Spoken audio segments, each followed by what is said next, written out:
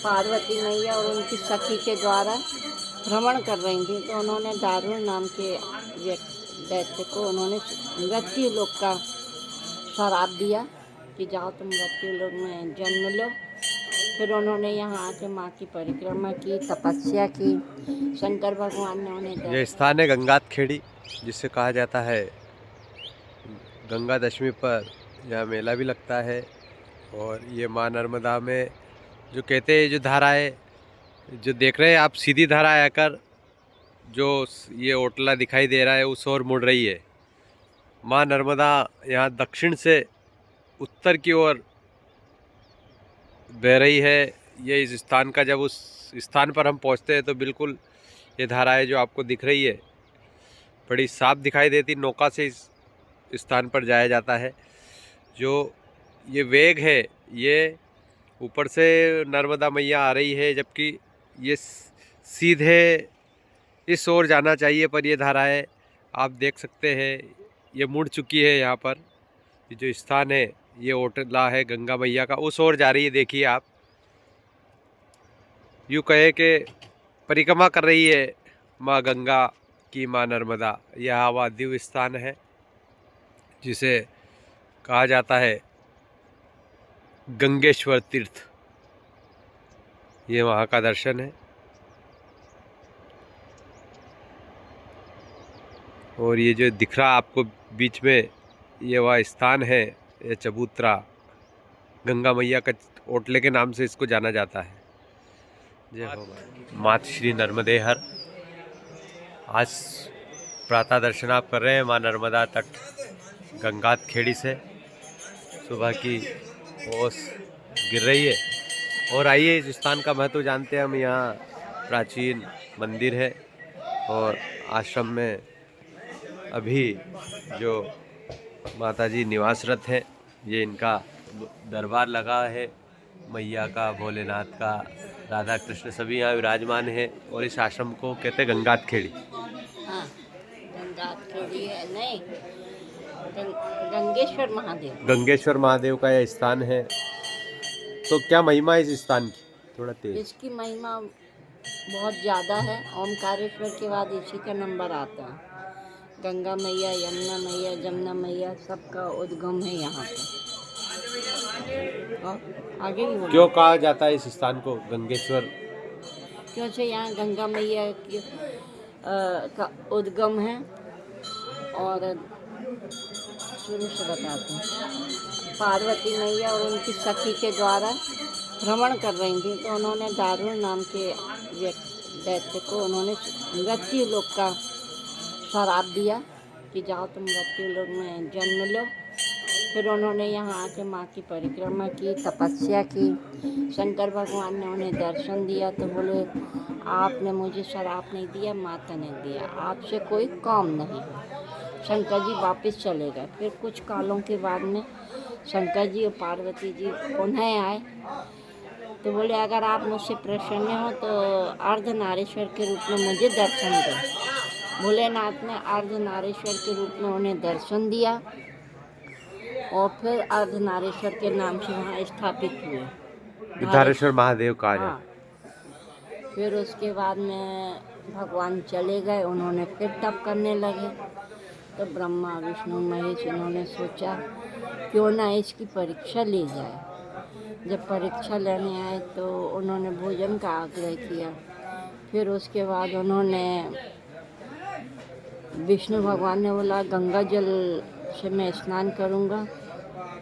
तो दारुण ने गंगा जल को बुलाया, वो गंगा जल साक्षात आ गई। फिर महेश से पूछा गया तो बोले, मैं यमुना जल से स्नान करता हूँ, जमुना जल पीता हूँ, वो भी उन्हें तत्काल मिल गई। फिर ब्रह्मा जी से बोला गया तो ब्रह्मा जी ने बोले, मैं सागर महाराज से स्नान करूँगा और भस्मी पहाड़ लगाऊंगा जब मैं भोजन ग्रहण करता हूँ। तो उन्होंने 40 कदम आगे भेजा। वहाँ आज भी सागर महाराज वहाँ पे हैं। और फिर वहाँ से लौट के आए, तब बोले भस्मी, तो भस्मी पहाड़ यहाँ से 50 कदम आगे भस्मी पहाड़। भस्मी का पहाड़ भी है, मतलब हाँ। तीनों दारू। हाँ, दारुण की तपस्या का है ये और नर्मदा जी का आपको ये दर्शन, भूमि तपोभूमि है। तपोभूमि है। आप कब से हैं यहाँ पर और आप कैसे पहुँचे हैं? यहाँ मैंने टोकचर में भागवत कराई थी अगले वर्ष, बैसाख के 1 मई से 8 मई तक। फिर चतुर्मास किया और चतुर्मास के बाद नवरात्रि के बाद में फिर यहाँ आई। नर्मदा 17 परिक्रमा तारीख की को। आपने पहले? हाँ, पूरी परिक्रमा की है। समय बाकी है 1 मई अरे यार, यानी कि 3 महीने 1 दिन हो गया आज मुझे इस स्थान पे हाँ, ज़्यादा दिन नहीं हुआ। परिक्रमा कितने वर्षों में की आपने पूरी?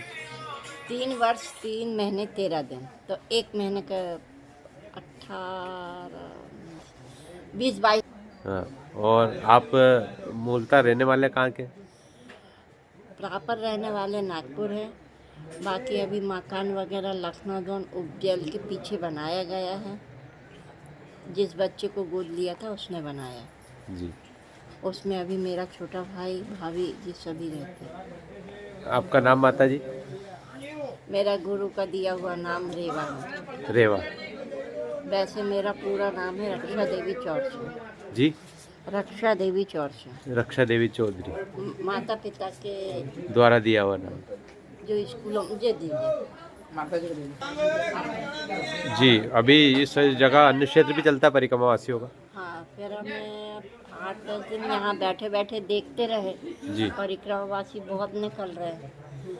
फिर मैया से पहले से प्रार्थना थी कि हमें अन्य क्षेत्र चलाना है। 1-1, 2-2 आने लगे। फिर हम सड़क पे जाके चाय पिलाने लगे। परिक्रमावासी आने लगे। परिक्रमावासी अब आने लगे हैं।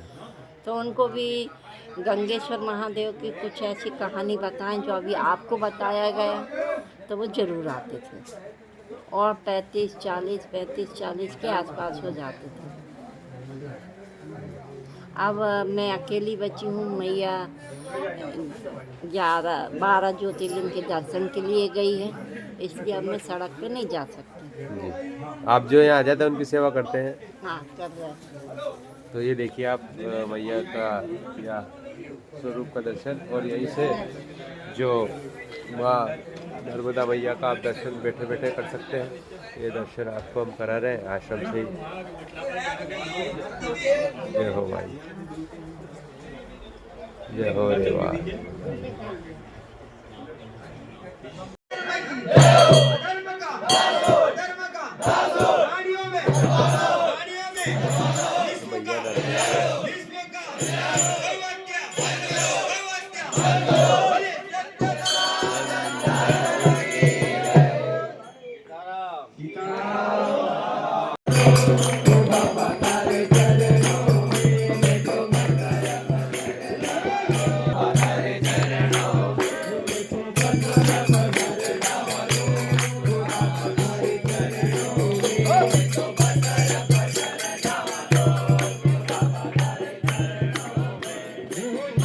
वैसे आश्रम में, और देखिए परिक्रमा से ठहरे हैं, उनके लिए सुबह से गुरुदेव उठकर उनका परिक्रमा से सुबह चल देते हैं 6 बजे, तो उनके लिए चाय पानी बना रहे हैं।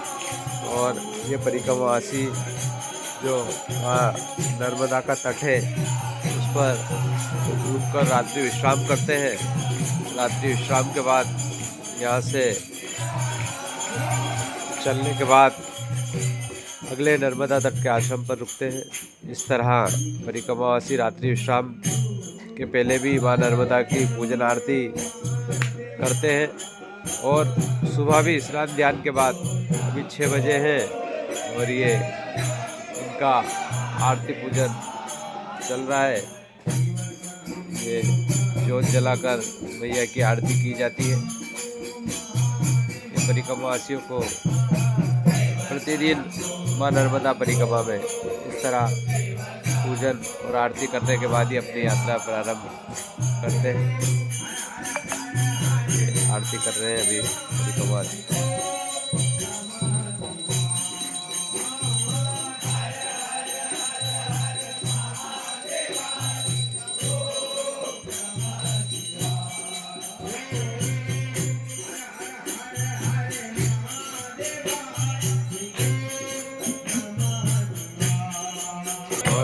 आश्रम पर बाहर आज हनुमान जी मंदिर में चोला चढ़ाया जा रहा है, आरती हो रही है, भजन हो रहे हैं।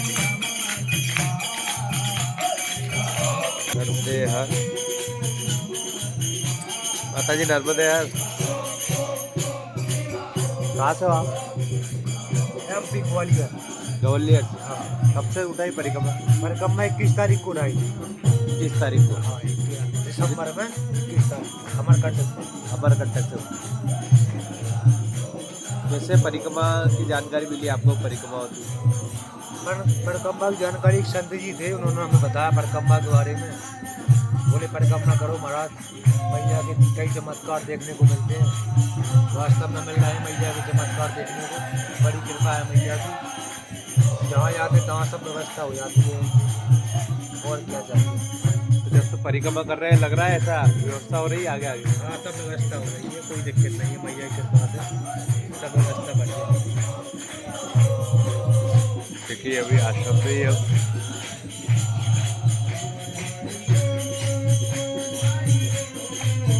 पहले इस तरह की सेवा आश्रम से की जाती है। चाय तैयार है, माता जी बिस्किट को दे रही है। चाय बिस्किट की सेवा आश्रम में की जाती है माता जी द्वारा।